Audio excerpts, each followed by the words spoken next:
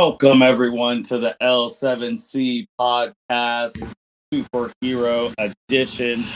Today, we are going to be giving our review on Black Widow. That's right, Black Widow, the movie that just came out this past Friday on July 9th. And for that, we got our superhero man, Byron Mitchell, the captain. How you doing today, sir? I'm doing good today. I can't wait to discuss Black Widow. Before we get into Black Widow, Byron, how did it feel that you saw it in theaters? How did it feel going to the theaters with a crew again for an MCU movie? Because there hasn't been an MCU movie in theaters since Far From Home, and that was in 2019.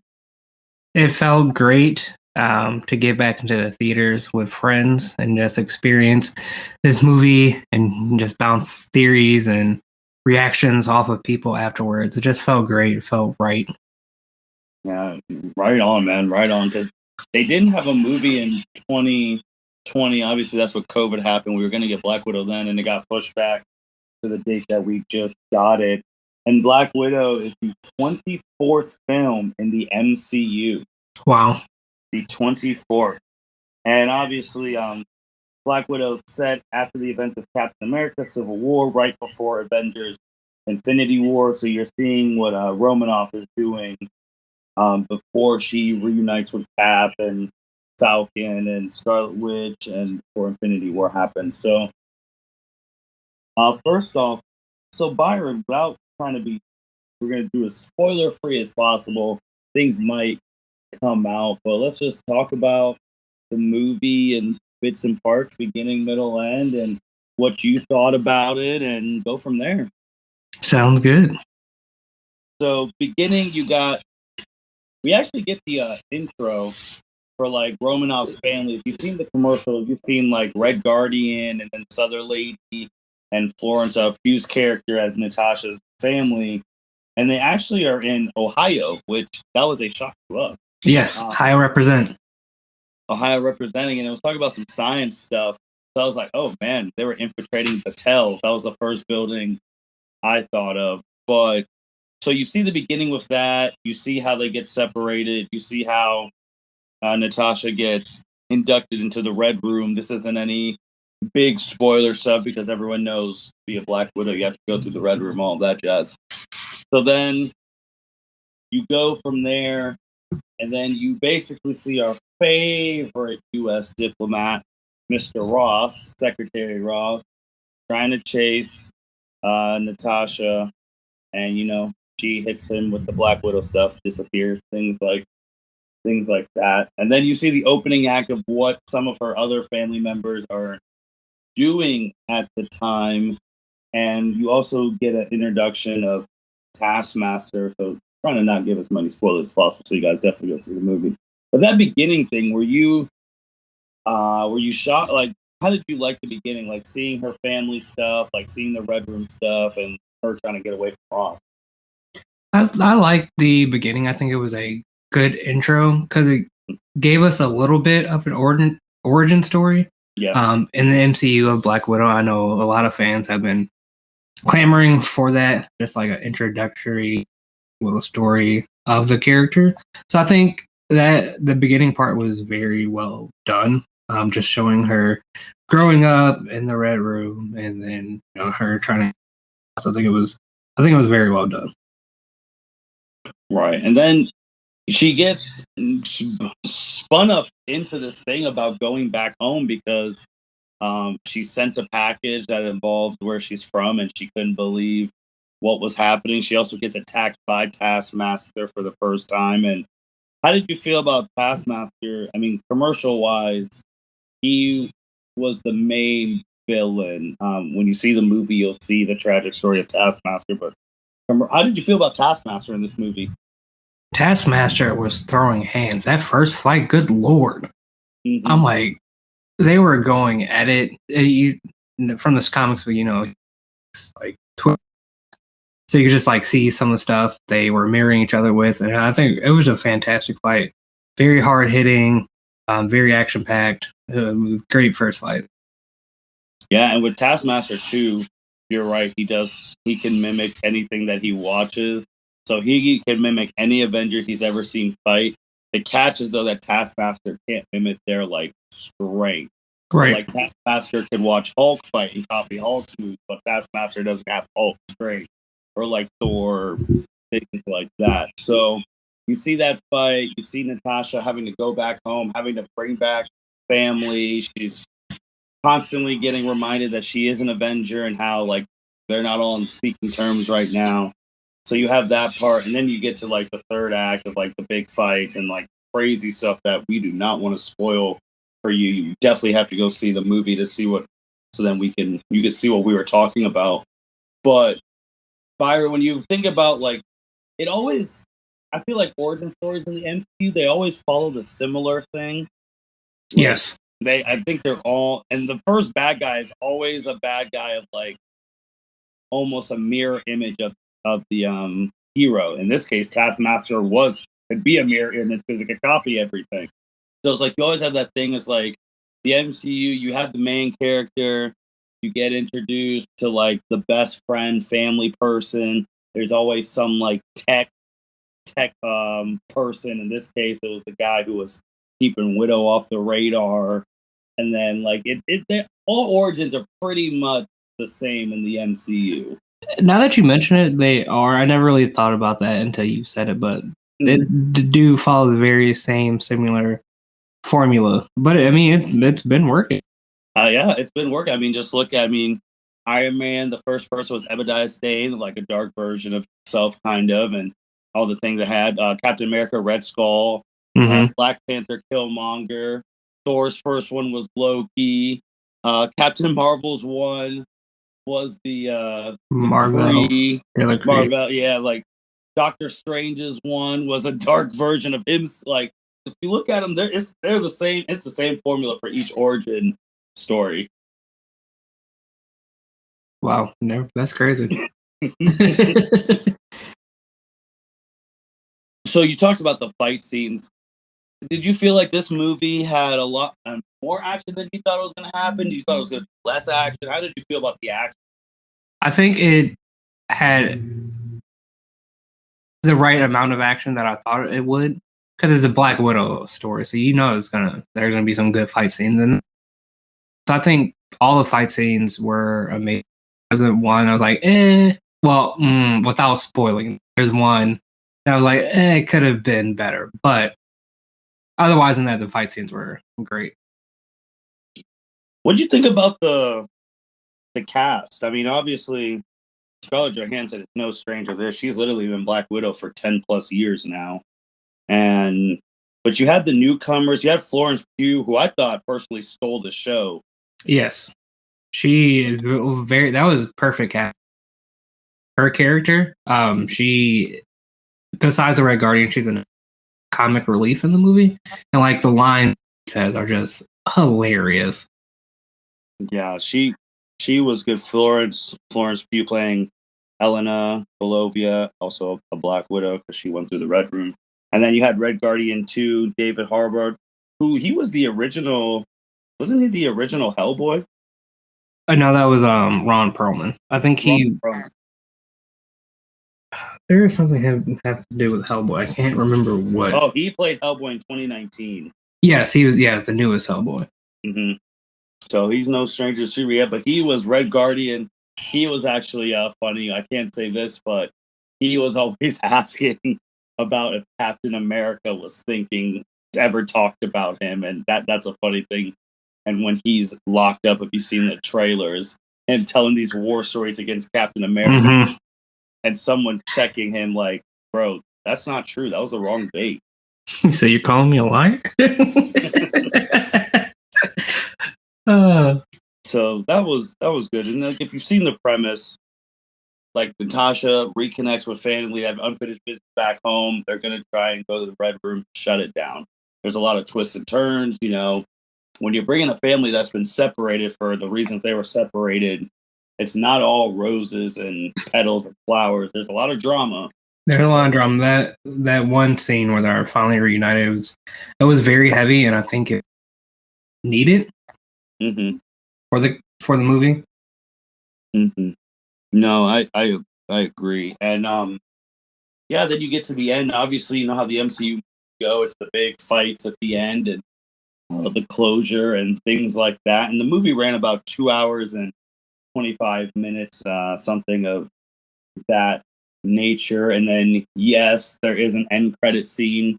So they have not changed. You have to sit and watch the end credit scene. And the end credit scene was crazy. Definitely don't want to spoil that for you guys. Listen, definitely want to watch it if you haven't already just Googled it on the internet, because I know some people are impatient.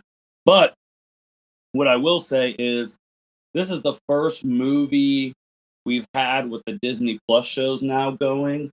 And Byron, it's really looking like they are going to stick to actually connecting these Disney Plus shows to the movies, don't you think? Yes, with the watch the end credit scene because how do I say this without saying this? It's connecting to a show. Yeah, show. So they will be connecting the MCU with the Disney Plus shows. Which, I mean, that's finally good. I mean, they wasted the bag where they could have connected like Daredevil and all that been in the MCU, but they got screwed because they were on the Netflix thing and Disney didn't care about their shows till they got their own streaming site. But I will also say, Byron, when we finished this movie, I saw another money opportunity because we got this movie where we saw what Black Widow was doing from now between Infinity War. You could make a movie where you see what Steve Rogers is doing before he reunites with Natasha. Like, we still don't know how they reunited. Yes, and I thought they may have shown that in Black Widow, but you definitely could make a Steve. What was Steve doing between Civil War and Infinity War?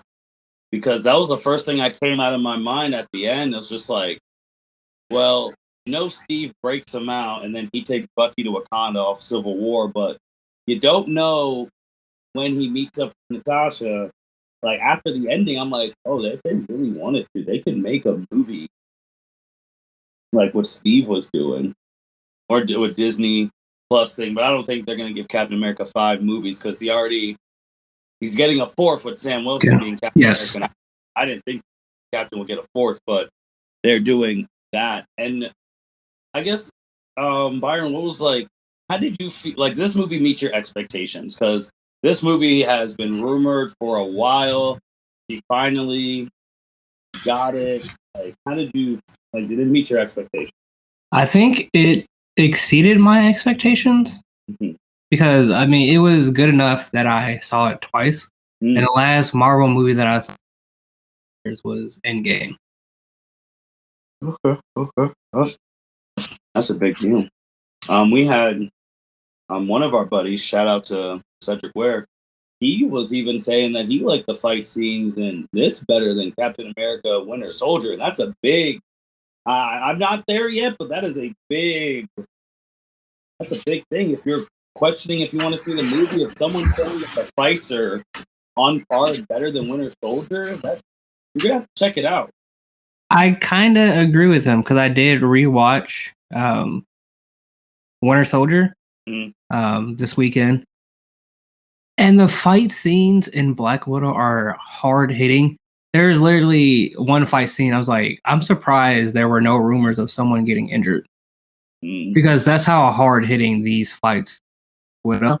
And they definitely they were more hard hitting than. So I agree with that.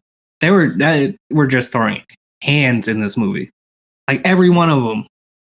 Just hard to say that, man, because when you think of Winter Soldier, you go straight to the elevator scene.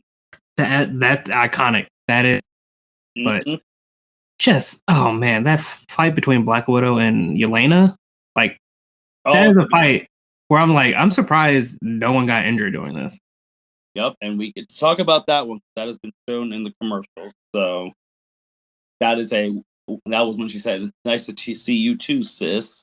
And it's like, oh well, that's how Black Widow sisters meet up. You also, I do like how this movie connected stuff. I won't say the thing at the end that connects, but You finally get to know kind of what happened finally in Budapest with Black Widow and Hawkeye. Kind of. Avengers 1 when Natasha was like, this is like Budapest all over again. And then Clint's like, yeah, you and I remember that very differently. You finally get to figure out what was going down a bit in Budapest. So that was finally a good callback. Yeah, some of the callbacks they had to previous movies were really, really good. Like the whole Budapest Hawkeye thing. I think that was nicely done.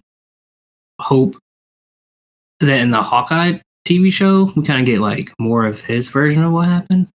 I do wonder how because obviously, I mean, Hawkeye now, he'll get the show, and that'll be it for the original Avengers all having something.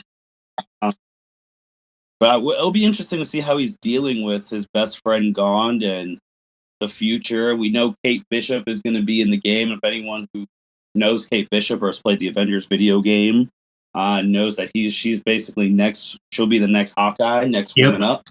She'll be an apprentice, and so we'll have like new group out there. So we'll interested to see how that goes because it makes Clint's a family man. He's married and has three kids. I was actually shocked that we didn't get cameos from a Clint or a Steve Rogers. I actually was shocked.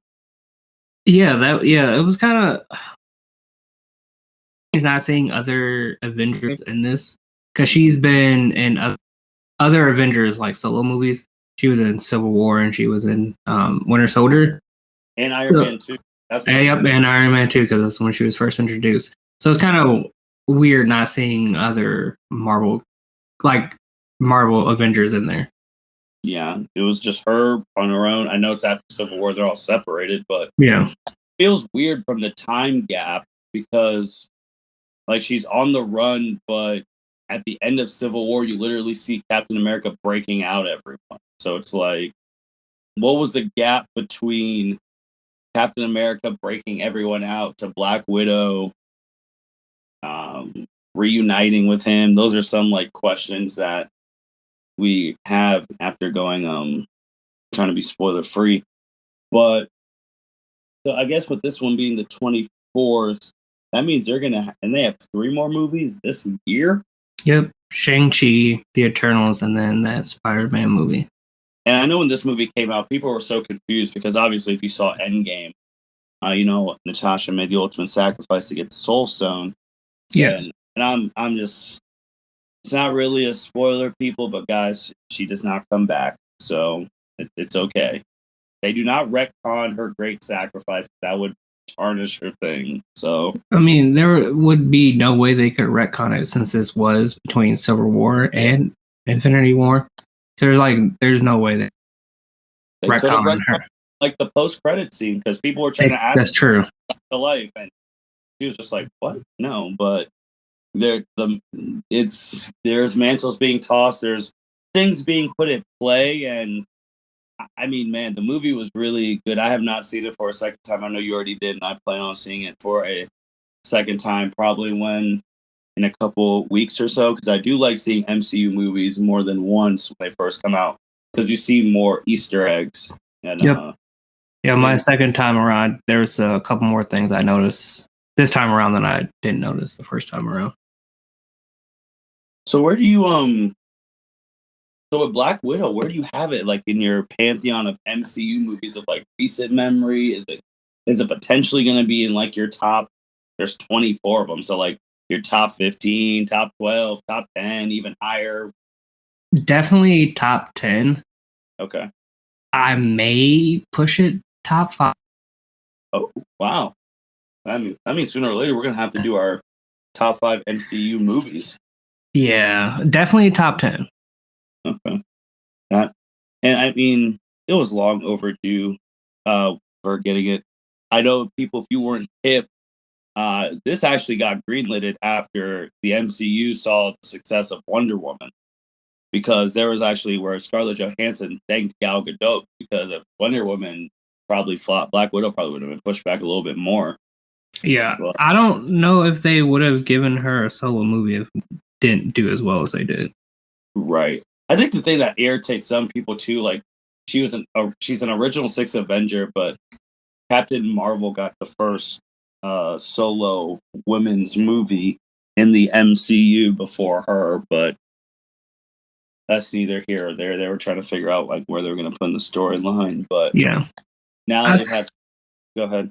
I definitely feel like this could have been put out way before, well, years ago. Like, I feel like this could have been put out after Civil War. Like, I don't think they needed to wait this long to give her a solo movie. Absolutely, because after Civil War was Spider-Man, Homecoming, Doctor Strange, Ant-Man and Wasp. No, not Ant-Man and Wasp, because that came out after Infinity War. But yeah, I think Guardians 2 came out after like a whole bunch of stuff came out after Civil War, and then we're like, oh, here we are at Thor Ragnarok, and then here we are at Infinity War. So it's like they could have, if they would have worked it in a way, they could have dropped this. But what it is, what it is with that. Also, we're talking about Avengers. Surprise, maybe there was no like Tony Stark appearance. Yeah, because she was on Tony Stark's side. So that's another weird one. I would say if this is going on the same time as Spider-Man Homecoming, that would make sense because Tony was in that. But no, man, Scarlett Johansson, I mean, she is the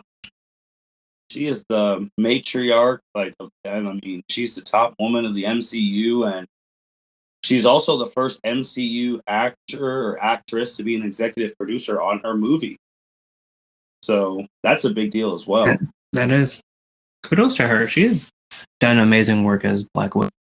She has. It's sad to see her go because I mean, she was in Iron Man 2, Avengers 1, Avengers 2, Captain America 2, Captain America 3, Avengers 3, Avengers 4, now Black Widow. Like, yep.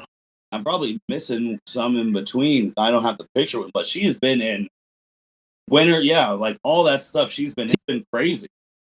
Like she's probably been in the third most MCU movies besides Iron Man and Captain America. I think Thor would have the most when Love and Thunder come out. Yeah, because he's had 4. Well, because he's never been in any end credit scenes. Because he's had 4 Avengers movies and 4 Thor movies. Yeah, because like Captain America was in Thor, the second one. Like true. Yep. And he was in Homecoming when they showed his video. He was the end credit scene for Homecoming. I forgot about those 2 appearances. Mm-hmm. Like Captain America's been in a lot of movies, and so is Iron Man.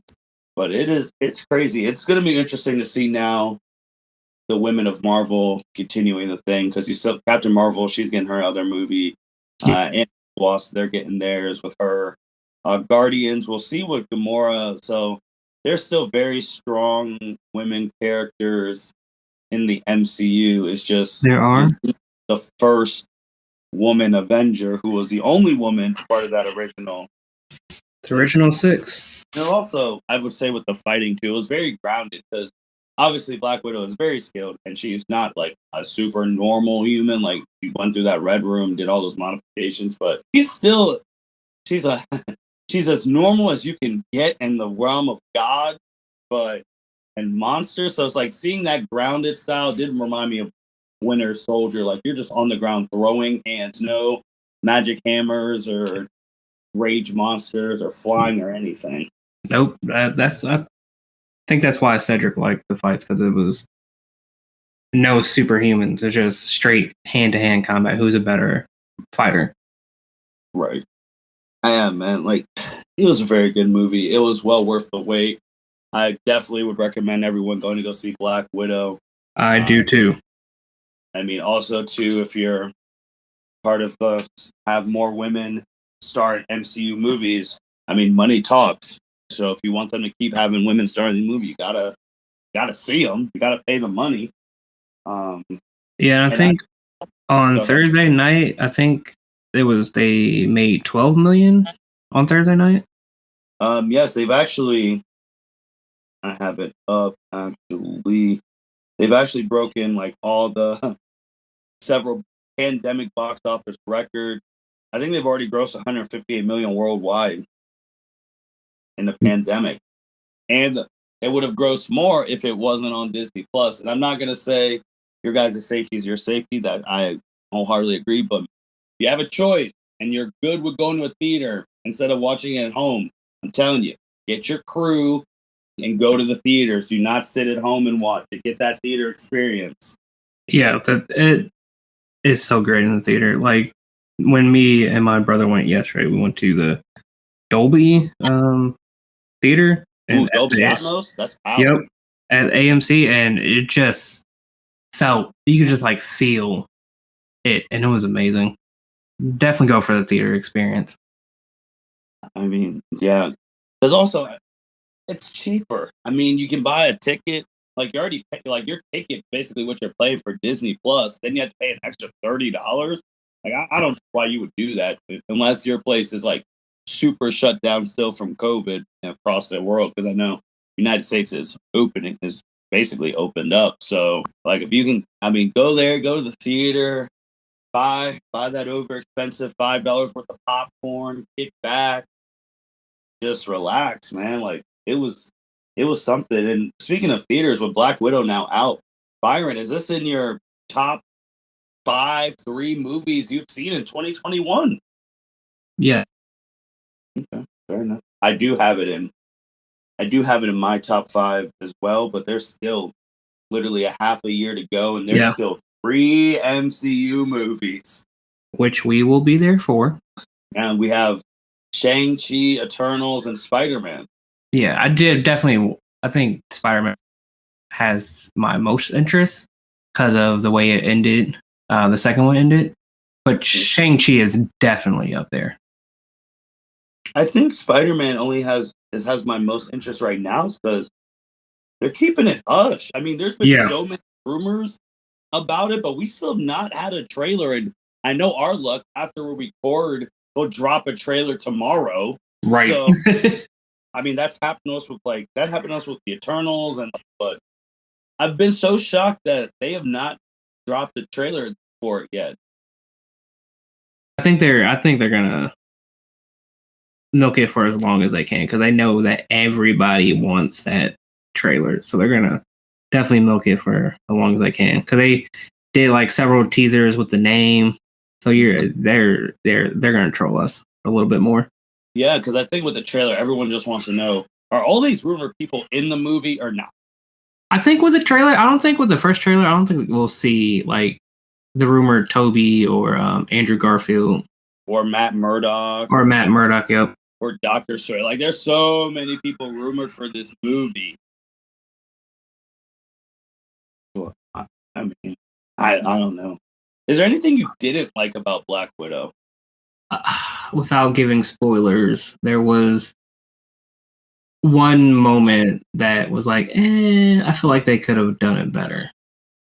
I think the only thing that I didn't like about the movie is I wanted more Taskmaster. I'm not gonna lie. I wanted more fights with Taskmaster. There was not that. Besides, there wasn't that many fights, and even the final battle with Natasha and Taskmaster, I wanted it to be longer. I felt like it was way short. Yep, that is what I was. Yep, that's exactly the moment I'm talking about. When you have a final battle, it has to be like worth it. Like you've seen them fight the first time, and you basically Taskmaster whooped her ass.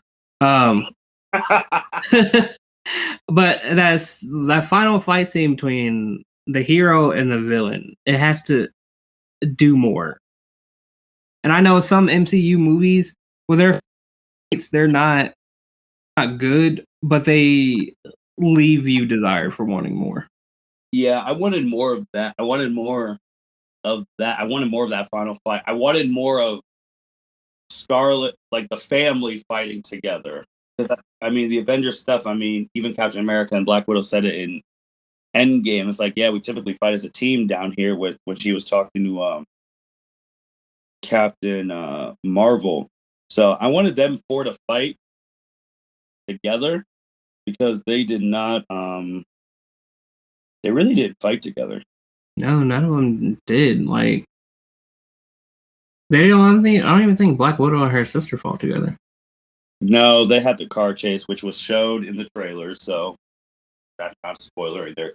When they were on their motorcycle, but they did not fight back to back or like side by side. Like they were all doing their own thing. But the premise of this movie, I mean, was like her family, like her for the Avengers, which was never really talked about in the other movies until now. So now you're just thinking about that scene where the rest of the original 6 Avengers are mourning her death. And Tony's like, does she have any family? And Captain America's like, yeah, us. But now it's just like, obviously she did. And that family's not done yet. So there's going to be a particular member who's going to be going forward. We don't know about the other 2, but a particular member will be involved going forward. And it's almost like, it's interesting because it's like they're trying to replace the original 6 event. I mean, they're eventually going to have to, because everyone's going to want a 5th Avengers movie. So I think this is Phase 4. So I think Phase 4 will lay the for that new Avengers scene, because you already have technically Sam and Bucky, but now Sam and Captain America replacing Steve. You have Spider-Man, and we're supposed to get an Ironheart show. Ironheart, yep. So those 2 basically replacing Tony. You have Kate Bishop, who's probably going to replace Hawkeye. We have She-Hulk coming. She-Hulk coming. Replace Banner. You have Thor: Love and Thunder, and you're going to have Jane being the new Thor, which I'm still not a fan of at all because she was trashing Marvel, and then she left after Thor 2. And the money's truly Omega big. She wants to come back. Still not a fan of her, but it is what it is. And then, I mean, Black Widow will get replaced because obviously she's gone now. So it's like, it's those things. So it's kind of like, I don't know. Can the new Avengers, because once the Avengers 5 gets announced, this world's going to get set ablaze again. Yes. Because we'll all just start speculating, like, what's it going to be about? Who's in it? Like, what can that cast bring people in? If you're not a diehard, if you're a diehard, you've been watching this stuff for almost like 10 plus years, you're going to go, but it's like, oh, I was watching because I like Scarlett, or I like her. Like, I like the original Avengers. Like, to go for like Florence or Kate Bishop. True. I mean, but you still have Scarlet Witch and Falcon and Bucky, and Doctor Strange. So you still have those. So I mean, fans of those people will be drawn in. Also, I guess also with fans too. Oh, and Captain Marvel. Yeah, it was a big hit when Chadwick passed. That was yes. That was heartbreaking in so many ways because none of us normal people knew he was like sick except for like his immediate circle, which is the way it should be. Yeah. So shout out to his immediate circle for keeping that under wraps. But it's tough, man, because Eternals, when that trailer dropped, and that whoever that Eternal God is right. It's like, now that Captain Rogers and Iron Man are gone, who leads the Avengers now? That is the question. Hopefully, we will be answered in Phase 4. Like, that question was answered in Far From Home when Peter was starting to get anxiety. He's like, so who leads the Avengers? Well, obviously, probably Falcon. Well, aka Captain America now. But does he? He's Captain America, but he's not Steve. He's not Captain Steve Rogers. With all that lead, like, he doesn't. He still has to work to get that presence about him to be. Like, I guess when people ask, like, what do we mean by who leads the Avengers? It's like, who was going to say Avengers Assemble? Yes. And a big heroic speech to get the team together. And if someone says Avengers Assemble, who that can't be the person where they ignore. It's like, I'll pick up. Like, if this person's calling to assemble, you go. Right. There's a reason they had that all the way. They held that all the way till Captain America had Mjolnir and everyone's behind it. He says Avengers Assemble. It's clear cut that him and Tony Stark were the 2 leaders of the team. Yep. So it's like, who leads them? Who leads them now? I mean, obviously a pick would be Sam, but as much as with all her experience, if she was on Earth more, it should be Captain Marvel. It should, because she is one of the strongest Avengers now. and she's been on. I mean, she has the military experience too, and she technically, from a chronological thing, she is the second Avenger, quote unquote, because Captain America was the first, and then Right. Captain Marvel was before Iron Man, because those are the like heroes that when Fury's talking to Stark, he's like, man, you don't know what the hell has been going on in the world. There's a lot more heroes than you think. But no, that's what, and that Eternals question is like, damn, it really does them. And then all those articles came out, and that's one too. I know this is a Black Widow thing, but it's still an MCU thing. That's another thing, man. Like that Eternals one, I'm really gonna be like, where the hell have y'all been? They even said in the trailer, we don't interfere until now. So I really want to know what is so bad now that you guys are in. Wasn't Thanos bad because he wiped out half the universe? Yeah, and didn't half of you get wiped? Right. Or were you guys immune to the staff? Or did Thanos getting wiped? Did Thanos wiping half of you? I was like, yeah, we need to step in now. I will say with the Black Widow thing, since it happened in since this movie happened after Civil War, no hints at the next Avengers big bad. Kind of, I was like, are we gonna get a little hint about who the next big bad is? We do not know yet. No, I think that's another one of those questions that maybe throughout Phase 4 is who is the next Thanos? Because, like, well, I guess they really started laying the groundwork with Captain America with the Tesseract. Mm-hmm. And Avengers ones we see that. Because I'm like, yeah, where WandaVision's done, Falcon and Winter Soldier's done. Loki will be ending this week. Loki will be ending this week. Black Widow is now in the books. You got Shang-Chi. I don't think the Marvel series What If is going to have any next bad guy.